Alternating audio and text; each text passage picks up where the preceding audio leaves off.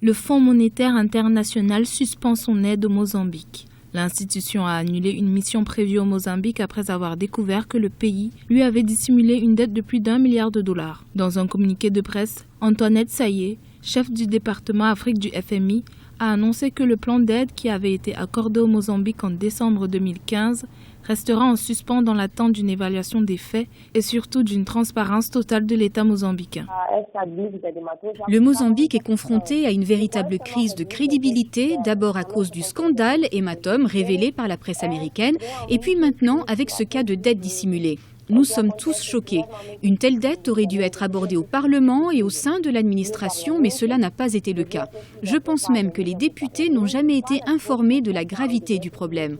Ce nouveau scandale a un sévère impact sur les lignes budgétaires qui nous seront disponibles à partir de maintenant et bien sûr sur notre stabilité économique. Le FMI nous avait accordé une ligne de crédit de 282,9 millions de dollars et il se peut que nous devions même rembourser un premier prêt de 117,9 millions de dollars que l'institution nous a déjà octroyé. De plus, un quart de notre budget provient des bailleurs de fonds et je crains que ces scandales financiers à répétition risquent soit de les éloigner, soit de les contraindre à suspendre leur programme d'aide.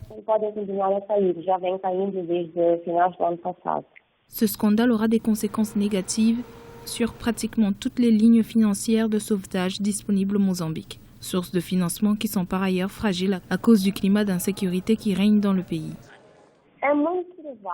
Il existe un lien entre la crise financière que nous traversons et la crise sécuritaire de ces derniers mois, car le développement du Mozambique est étroitement lié à une quête constante de fonds directs étrangers. Le Mozambique est depuis ces 10 dernières années l'une des destinations majeures pour les investissements directs étrangers. Et bien entendu, le climat d'insécurité qui se fait ressentir à travers le pays impacte négativement non seulement l'entrée de capitaux, mais également le marché des commodités, ce qui nuit gravement à notre compétitivité sur les marchés internationaux.